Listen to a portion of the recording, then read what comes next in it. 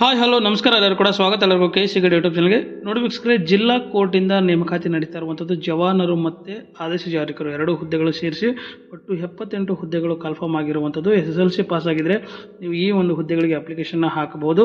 ಉತ್ತರ ಕನ್ನಡ ಜಿಲ್ಲೆಯ ಕೋರ್ಟಿಂದ ಈ ಒಂದು ನೇಮಕಾತಿ ನಡೀತಾ ಇರುವಂಥದ್ದು. ಇದಕ್ಕೆ ಸಂಬಂಧಪಟ್ಟಂತೆ ಸಂಪೂರ್ಣವಾದ ಮಾಹಿತಿಯನ್ನು ವಿಡಿಯೋದಲ್ಲಿ ತಿಳಿಸ್ಕೊಡ್ತೀನಿ. ಲಾಸ್ಟ್ವರೆಗೂ ಏನಾದ್ರು ಸಂಪೂರ್ಣವಾದ ಮಾಹಿತಿ ಕೂಡ ನಿಮಗೆ ಗೊತ್ತಾಗುತ್ತೆ. ಸೊ ಇಲ್ಲಿ ನೋಡ್ತಾ ಇದ್ದೀರಾ, ನೀವು ನೋಡ್ಬೋದು 17/8/2026 ಅಂದರೆ ಇವತ್ತು ರಿಲೀಸ್ ಆಗಿರುವಂಥದ್ದು ಈ ಒಂದು ನೋಟಿಫಿಕೇಶನ್. ಕೊನೆಯ ದಿನಾಂಕ ನಿಮಗೆ ಬಂದು 16/9/2026 ರಾತ್ರಿ 12 ಗಂಟೆವರೆಗೂ ಕೂಡ ನೀವು ಅಪ್ಲಿಕೇಶನ್ ಹಾಕಲಿಕ್ಕೆ ಕೊನೆಯ ದಿನಾಂಕವಾಗಿರುತ್ತೆ. ಸೊ ಇದರಲ್ಲಿ ಎರಡು ರೀತಿಯ ಪೋಸ್ಟ್ಗಳು ಕನ್ಫರ್ಮ್ ಮಾಡ್ತಾರೆ. ಒಂದು ಆದೇಶ ಜಾರಿಕಾರರು ಅಂತ ಕೂಡ ಹೇಳ್ತೀವಿ. ಒಟ್ಟು 13 ಹುದ್ದೆಗಳು. ಅದಕ್ಕೆ ಸಂಬಂಧಪಟ್ಟಂತಹ ಕೆಟಗರಿ ವೈಸ್ ರಿಸರ್ವೇಷನ್ ಕೂಡ ಈ ಒಂದು ಟೇಬಲನ್ನು ನೋಡ್ಕೋಬಹುದು. ಅದೇ ರೀತಿಯಲ್ಲಿ ಇನ್ನೊಂದು ಹುದ್ದೆ ಬಂದು ಜವಾನರು ಅಂತ ಹೇಳ್ತೀವಿ. 65 ಹುದ್ದೆಗಳು. ಅದಕ್ಕೆ ಸಂಬಂಧಪಟ್ಟಂತೆ ಕೆಟಗರಿ ರಿಸರ್ವೇಷನ್ ಕೂಡ ಇಲ್ಲಿ ನೋಡ್ಕೋಬಹುದು.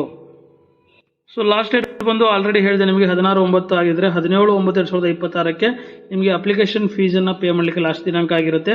ಜನರಲ್ ಕ್ಯಾಂಡಿಡೇಟ್ಗೆ ₹300 ಅಪ್ಲಿಕೇಶನ್ ಫೀಸನ್ನು ಪೇ ಮಾಡಬೇಕು. 2A 2B 3A 3B candidates ಆಗಿದ್ದರೆ ₹150 ಅಪ್ಲಿಕೇಶನ್ ಫೀಸನ್ನು ಪೇ ಮಾಡಬೇಕು.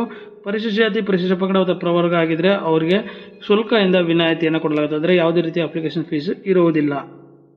ಇನ್ನು ಸ್ಯಾಲ್ರಿಗೆ ಸಂಬಂಧಪಟ್ಟಂತೆ ನೋಡಿದ್ರೆ ಆದೇಶ ಜಾರಿಕರು ಹುದ್ದೆಗಳಿಗೆ 31,775ರಿಂದ ನಿಮಗೆ ಸ್ಯಾಲ್ರಿ ಸ್ಟಾರ್ಟ್ ಆಗಿ 61,300ವರೆಗೂ ಕೂಡ ಬೇಸಿಕ್ ಪೇ ನಿಮಗೆ ಸ್ಯಾಲ್ರಿ ಆಗಿರುತ್ತೆ. ಜವಾನರ ಹುದ್ದೆಗಳಿಗೆ 27,000ದಿಂದ ಸ್ಟಾರ್ಟ್ ಆಗಿ 46,675 ನಿಮಗೆ ಬೇಸಿಕ್ ಪೇ ಆಗಿರುತ್ತೆ. ಈ ರೇಂಜಲ್ಲಿ ಇರುವಂಥದ್ದು. ಇನ್ನು ವಿದ್ಯಾರ್ಥಿಗೆ ಸಂಬಂಧಪಟ್ಟಂತೆ ಏನು ಎಜುಕೇಷನ್ ಆಗಿರಬೇಕು ಇದಕ್ಕೆ ಅಪ್ಲಿಕೇಶನ್ ಹಾಕಬೇಕು ಅಂದರೆ ನೋಡೋದಾದರೆ ಆದೇಶ ಜಾರಿಕರು ಹುದ್ದೆಗಳಿಗೆ SSLC ಆಗಿದ್ದರೆ ಅಪ್ಲಿಕೇಶನ್ ಹಾಕ್ಬೋದು. ಜವಾನರ ಹುದ್ದೆಗಳಿಗೂ ಕೂಡ SSLC ಆದರೆ ಅಪ್ಲಿಕೇಶನ್ ಹಾಕ್ಬೋದು. ಬಟ್ ಜವಾನರ ಹುದ್ದೆಗೆ ಅಪ್ಲಿಕೇಶನ್ ಹಾಕಬೇಕಂದ್ರೆ ನಿಮಗೆ ಕನ್ನಡ ಓದಲು ಬರೆಯಲು ಬರಲೇಬೇಕಾಗತ್ತೆ. ಅದೇ ರೀತಿಯಲ್ಲಿ ಆದೇಶ ಜಾರಿಕರು ಪೋಸ್ಟ್ಗೆ ಅಪ್ಲಿಕೇಶನ್ ಹಾಕಬೇಕಂದ್ರೆ SSLC ಜೊತೆಗೆ ನಿಮಗೆ driving licence, heavy motor vehicle ಅಥವಾ ಲೈಟ್ ಮೋಟರ್ ವೆಹಿಕಲ್ ಅಂತ ಏನು ಹೇಳ್ತೀವಿ ಇದ್ದಿದ್ರೆ ಅವರಿಗೆ ನಿಮಗೆ ಆದ್ಯತೆಯನ್ನು ಕೊಡ್ತೀವಿ ಅಂತ ಹೇಳ್ತಾರೆ. ಅಂದರೆ ಸೆಲೆಕ್ಷನಲ್ಲಿ ನಿಮಗೆ ಪ್ರಿಫರೆನ್ಸನ್ನು ಕೊಡ್ತೀವಿ. ಇಲ್ಲ ಅಂದರೂ ಅಪ್ಲಿಕೇಶನ್ ಹಾಕ್ಬೋದು SSLC ಆಗಿದ್ದರೆ. ಬಟ್ ಇದ್ರೆ ನಿಮಗೆ ಎಕ್ಸ್ಟ್ರಾ ಅಡ್ವಾಂಟೇಜ್ ಸಿಗುತ್ತೆ ಅಂತ ಹೇಳ್ತಾರೆ. ಸೊ ಆದೇಶ ಜಾರಿಕರಿಗೆ SSLC ಪ್ಲಸ್ ಡ್ರೈವಿಂಗ್ ಲೈಸೆನ್ಸು ಮತ್ತು ಜವಾನರ ಹುದ್ದೆಗೆ SSLC ಪ್ಲಸ್ ಕನ್ನಡ ಓದಲು ಮತ್ತು ಬರೆಯಲು. ಕರ್ನಾಟಕದಲ್ಲಿ ಓದಿರೋರಿಗೆ ಎಲ್ಲರಿಗೂ ಆಲ್ಮೋಸ್ಟ್ ಬರುತ್ತೆ ಕನ್ನಡ ಮೀಡಿಯಂ ಅಭ್ಯರ್ಥಿ ಆಗಿದ್ದರೆ. ಸೊ ಆ ಕ್ಯಾಂಡಿಡೇಟ್ ಕೂಡ ಅಪ್ಲಿಕೇಶನ್ ಹಾಕಬಹುದು. ಇನ್ನು ವಯೋಮಿತಿಗೆ ಸಂಬಂಧಪಟ್ಟಂತೆ ನೋಡಿದ್ರೆ ಜನರಲ್ ಕ್ಯಾಂಡಿಡೇಟ್ ಅವರು 40 ವರ್ಷದವರೆಗೂ ಅಪ್ಲಿಕೇಶನ್ ಹಾಕ್ಬೋದು. 2A 2B 3A 3B candidate 43 ವರ್ಷದವರೆಗೂ ಅಪ್ಲಿಕೇಶನ್ ಹಾಕ್ಬೋದು. ಪರಿಶಿಷ್ಟ ಜಾತಿ ಪರಿಶಿಷ್ಟ ಪಂಗಡ ಮತ್ತು ಪ್ರವರ್ಗ ಒಂದು ಕ್ಯಾಂಡಿಡೇಟ್ 45 ವರ್ಷದವರೆಗೂ ಕೂಡ ಅಪ್ಲಿಕೇಶನ್ ಹಾಕಬಹುದು. ಇನ್ನು ಸೆಲೆಕ್ಷನ್ ಪ್ರೊಸೀಜರ್ ಹೇಗೆ ಅನ್ನೋದು ಬಹಳಷ್ಟು ಇಂಪಾರ್ಟೆಂಟ್ ಇರುತ್ತೆ.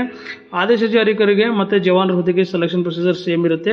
ಅಂದರೆ ಯಾವ ರೀತಿ ಸೇಮ್ ಇರುತ್ತೆ, ಎಲ್ಲಿ ಡಿಫ್ರೆನ್ಸ್ ಇರುತ್ತೆ ಅಂತ ಹೇಳ್ತೀವಿ. SSLCಯಲ್ಲಿ ಏನು ಅಂಕವನ್ನು ತೆಗೆದುಕೊಂಡಿರ್ತಾರ ಆ ಅಂಕಗಳ ಬೇಸ್ ಮೇಲೆ ನಿಮಗೆ ಸೆಲೆಕ್ಷನ್ ಮಾಡ್ತಾರೆ. ಆದರೆ ಆದೇಶ ಜಾರಿಕರ ಪೋಸ್ಟ್ಗೆ ಒಂದು ಪೋಸ್ಟ್ಗೆ 25 ಜನರಂತೆ ಸೆಲೆಕ್ಷನ್ ಮಾಡ್ತಾರೆ. ಆ ಜವಾನರ ಪೋಸ್ಟ್ಗೆ ಒಂದು ಪೋಸ್ಟ್ಗೆ 10 ಜನರಂತೆ ಸೆಲೆಕ್ಟ್ ಮಾಡಿ ಇವ್ರಿಗೂ ಇಂಟರ್ವ್ಯೂ ಮಾಡ್ತಾರೆ, ಇವ್ರಿಗೂ ಇಂಟರ್ವ್ಯೂ ಮಾಡ್ತಾರೆ. ಇಂಟರ್ವ್ಯೂಗೆ 10 ಮಾರ್ಕ್ ಇರುತ್ತೆ ಎರಡೂ ಕೂಡ. ಸೊ ಇಂಟರ್ವ್ಯೂಲಿ ಎಷ್ಟು ಮಾರ್ಕ್ ತೆಗೆದುಕೊಳ್ತೀರೋ ಅದ್ರ ಬೇಸ್ ಮೇಲೆ ನಿಮಗೆ ಫೈನಲ್ ಸೆಲೆಕ್ಷನ್ ಇರುತ್ತೆ. ಸೊ ಇಷ್ಟೇ ಡಿಫ್ರೆನ್ಸ್ ಇರುವಂಥದ್ದು. ಸೊ ಒಂದು ಪೋಸ್ಟ್ಗೆ 25 ಜನ ಸೆಲೆಕ್ಟ್ ಮಾಡಿದ್ರೆ ಆ ಜವಾನರ ಪೋಸ್ಟ್ಗೆ ಒಂದು ಪೋಸ್ಟ್ಗೆ 10 ಜನ ಸೆಲೆಕ್ಟ್ ಮಾಡ್ತಾರೆ ಅಷ್ಟೇ.